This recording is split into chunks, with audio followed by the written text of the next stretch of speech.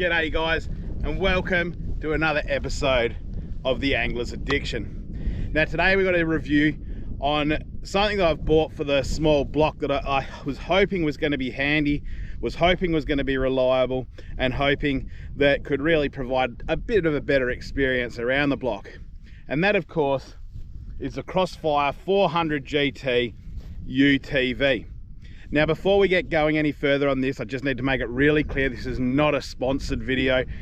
They certainly did not give me any discount on this Crossfire or anything like that. So as per all our reviews, this is going to be brutally honest. The gloves are off completely and we're going to tell you exactly how it is. I'm going to run you through the ins and outs of this buggy. Before we did this video, I obviously wanted to get some kilometers on it to make sure that my thoughts were correct. So we've just ticked over 101 kilometers. Now, given this is a 5-acre block, that's a fair whack of driving around this block, up and down some dirt tracks. We've had it over and under some pretty hectic stuff, and we've even used that winch more than we've already thought we would.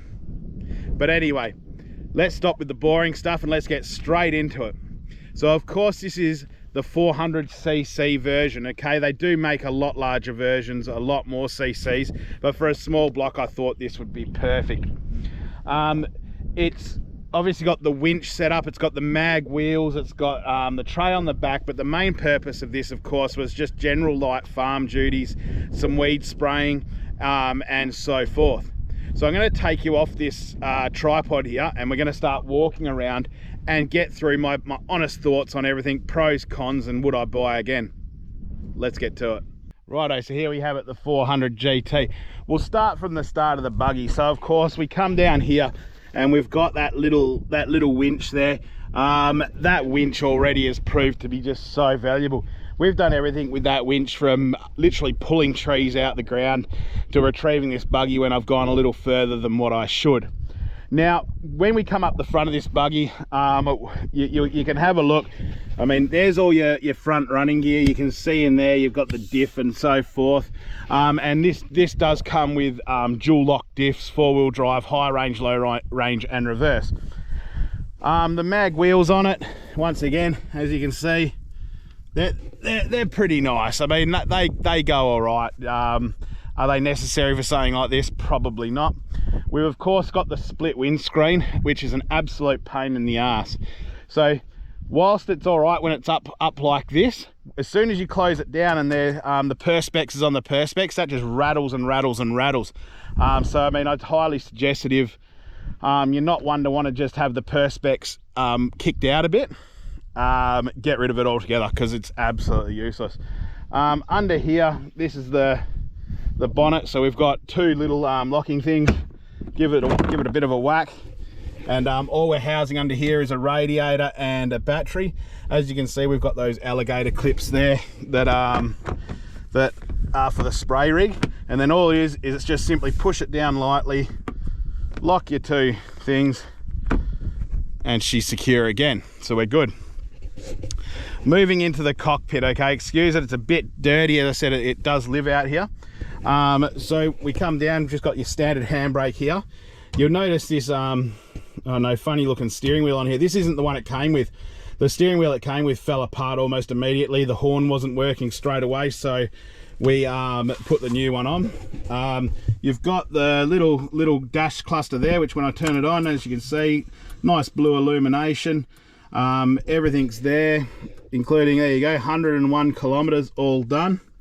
Okay, we come down to here and this is your 4-wheel drive button. So of course you got 2-wheel drive, 4-wheel drive, and then once it's in 4-wheel drive you push it across, and then there's your dual locker, so that locks both your front and rear diff.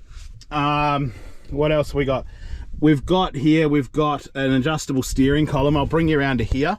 Now this is as simple as just you lift this up like that and the steering column moves. You got your gear shifter here, your high, neutral, low, reverse. We've got dual USB there. Here we've got obviously your lights, your rear diff locker if you just want to run a rear diff lock in 2-wheel drive, and then of course your winch in and out. We come across here and we've got a dash, a glove box. In the glove box, we've got a wireless remote for the winch, which is really bloody handy. We've got one drink holder there. Of course, we've got the emergency slime. You need that out here. You've got a couple, oh look, there you go. There's the Border Collie mascot. And of course, you've got a couple of little tray holders there. Coming to the seat, we've of course got a bench seat here, which is good for 3 people. We actually managed to fit all 4 of us across this, and we're big people, so you can imagine that this is quite a sizey little cockpit here. If we undo this bit here, okay, this little flap, this folds down, okay, and it converts into 2 people, 2 cup holders, and this is meant to be a mobile phone holder. Now, we have got seat belts in this, so we've got driver and passenger seat belt, which works well. Obviously not something we use a great deal on the flatland. You got a really sturdy roof here, which is something that we're going to obviously mount a roof mount spotlight to for the foxes, because they're an absolute pain.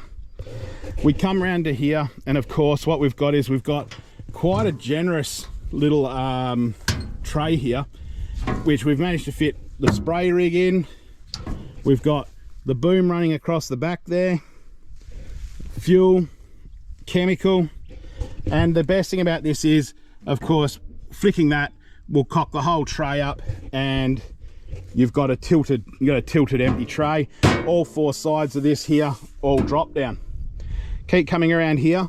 Now, I've left this on for the kids, okay? So this here, let me just plug this in, okay, is a safety net, okay, so the kids can't fall out. I've taken that off on the driver's side because, to be honest with you, it's a pain in the ass to get in and out of, but from a safety perspective, it's really not that bad for the kids. So that's the walk around of the unit. Let's get to the pros, cons, and would I buy again? The pros of this unit is the Crossfire, which is made by Linhai, was the cheapest on the market in Perth. I mean, and a lot of people say, hey, cheap, cheap, cheap. Well, you know what? We've done 100 kilometers and we haven't had a single issue with it yet. But look, 2 years warranty on the unit. Hopefully it goes all right. So the pros are, first of the pros is that of course it's cheap. More pros of the unit is obviously the features. I mean, for about 13 grand, you're getting front winch, which is just an absolute miracle worker. It's fantastic. Tilted tray. It's pretty comfortable inside, to be fair, and it's super wide. Like, you really do get a lot of vehicle for your money. It's not overly fast. Would I use that as a con? Probably not, because we haven't bought this to be a speed machine, but we are still getting about 60 k's flat stick in it, okay, which isn't too bad for a 400cc unit, and that's with 2 up. Of course, I don't think it's going to do any better than that with 1 up or whatever it might be. Other pros, I suppose it's aesthetically pleasing. The windscreen is pretty good. If you've got a really stiff headwind, I mean, it keeps you a bit warmer, not much so. But I mean, that's probably where the positives sort of end. Everything else is more of a neutral for me. I mean, I do love this machine, but the negatives with this, they're obviously being a Chinese made, I guess, buggy. You're going to expect that the componentry on it probably isn't as good a quality as your Kawasaki's and your Yamahas, and because of that, we have got, I'll show you on this front diff here, you can see there's already corrosion forming there. Around the CVs, we've got some rust, and in a few other areas, there's just a bit of rust popping up. Now, we're not in a high salt area, it's all fresh out here, so I don't quite know why we've got corrosion and rust and so forth. Other cons are it does take a bit to get going, okay? So we run this mainly in low range. The reason we run this mainly in low range is because low range seems to be able to just get the buggy going at a good speed and it does what it needs to do. High range is fine if you're just 1 or 2 up and you really need to, I suppose, have that top end speed. But out here, why do you need it? But as I said, it takes a lot to get this buggy going in high range. So you can really have your foot down in it, and it takes a lot for that. I think it's running like a CVT system to engage and pull the cart forward. Reverse is good. The diff locks are amazing. I'm just trying to think of some more negatives that we've had along the way. I mean, obviously the wiring isn't as good as we'd like. There's a few places where I would have liked some more wiring loom clips to hold all the wiring up. But apart from that, it's been really good. Would I buy this buggy again? For the money and for the purpose that I use it for, absolutely. I've had a couple of mates out here already who run quad bikes and so forth, and I have a feeling they're looking into them because they were that impressed with what this little UTV can do. I mean, this UTV is effortlessly weed spraying, it's effortlessly towing trailers. It does everything pretty well. Once again, I say pretty well, not fantastic, but not terribly. So of course, yes, I would definitely buy this unit again. I think if you're looking for a fantastic little unit that's economical, I mean, out of that 100 Ks, we still haven't gone through a full tank of fuel, just to put that into perspective, then this could be the buggy for you. Now, I know it's a Crossfire, but I have a feeling it's made by Linhai, and I'm pretty sure a lot of the other Chinese makes and models are almost exactly the same. So given that, guys, I hope this is pretty helpful. We're going to do another review once we're really in on it, maybe a year in on it, and see if it's still running like the day we bought it, and we'll go from there. Until the next time, guys, we'll catch you on the Angler's Addiction. See you later.